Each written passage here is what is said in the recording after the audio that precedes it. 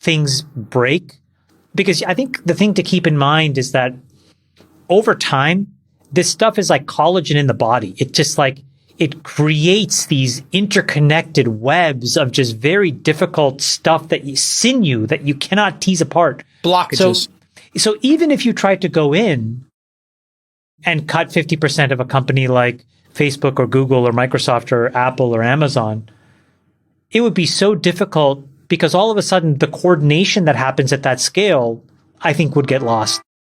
So I'm not sure if it's possible. You kind of have to do what they're doing, which is cut 5%, then cut 10%, then cut 5%, then cut 5%. And I know it frustrates people on the outside looking in, but I think it's probably the only way it can be done without torpedoing the company. What does that do on a culture basis then? Because that is the big critique. Hey, you're creating now this culture of fear. I guess the opposite of that is you're creating a culture of performance and expectation. So how do you think about it on a culture basis? Because that keeps coming up from founders, to David's point. It depends, because I think companies, when they're smaller, I mean, I can tell you, when I was a part of the Facebook senior management team, we would rank all the employees. So we had a very good sense of who was the best and the most performant all the way down to who was not. And we were able to do that probably up to 2,000 or 3,000 employees. That's not possible at 50,000, and nor is it fair. So because you don't know who these folks are, the real contributors are, you have to do what Elon did, which is literally go person to person and say who is unbelievably performant or critical. Yeah.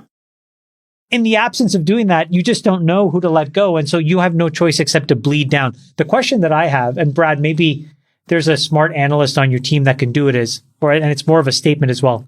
Can you imagine the totality of stock-based comp that's been given out by all these companies since 2015 when they were CAGRing their employee bases by 25% a year?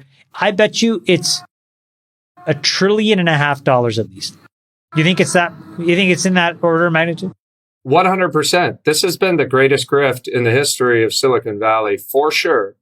Let's pause for a second. Can you explain what we're talking about here? Stock-based compensation, obviously, is the stock given to employees. It's generally not counted. Well, let's do it in the accounting, right? Let's do it this way. Let's just say that you believe in capitalism. Okay. Yep. So if you believe in capitalism, let's say the four of us start a company, and there's $1 of profit, and we each own 25% of the company. Got it. Normally, what you would say is each of us get 25 cents, right? Reasonable. We own 25% each. There's $1 of profit. We each have 20. So that means that in 4 years, right, we each will have made $1. Because let's just say it costs $1 to get off the ground, or $4 to get off the ground. All in Summit budget. We all would have been made whole. We all would feel great. And then now every year afterwards, that 25 cents we get is profit. Now let's say that, Jason, you add a fifth person, and Brad and David and I can't say anything about it. Okay. And that fifth person now gets a fifth of it, right? And so now all of a sudden our 25 cents goes down to 20 cents. Then let's say you add 5 more people. Now all of a sudden our 25 cents went to 20, and then it went to 10 cents. 10. Yeah. And at some point, Brad and David and I raise our hand and say, hey, this is not the deal we signed up for. And you say, well, too bad, because revenue would not be what it is and profits would not be what it is without these extra 6 people. And that's effectively what everybody debates when they own a stock. The shareholders want that number to be as small as possible. And I think what Brad is observing is that in Silicon Valley, what has happened is there's been poor accountability for what all of those extra people do, and profits haven't risen fast enough to make the existing 3 people on the cap table feel okay about it. And that, instead of talking about 3 people and 6 and $1, you're talking about trillions of dollars and hundreds of thousands of extra shareholders. Brad, millions of extra shareholders. I know we have some charts here, so we can do some fun with numbers. I think taking a step back, I think it's very important to realize that stock as a form of compensation to create alignment, excitement in the early stage of venture capital is part of the true magic of Silicon Valley. You know, you're starting a company, you ask somebody to go on this adventure, take a bunch of risk.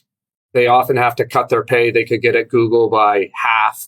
to join your adventure. It's only fair that you give them stock in the company and they share in the ups. And if the company smokes it, they get rich for taking that incremental risk on their behalf and on their family's behalf. What's happened over the last 15 years is something totally different, which is this stock as a form of early stage compensation, right, continued. And there's a feature in Silicon Valley as companies came public. One way to kind of hide an expense in a business is to bury it in SBC. So let's say Google wanted to hire somebody for $4 million, which they're doing today in AI. But instead of paying them $4 million in cash, which would all count against their operating profit, they give them $500,000 in cash and $3.5 million in stock. And let's say they make all that stock vestable immediately, Jason, in this year.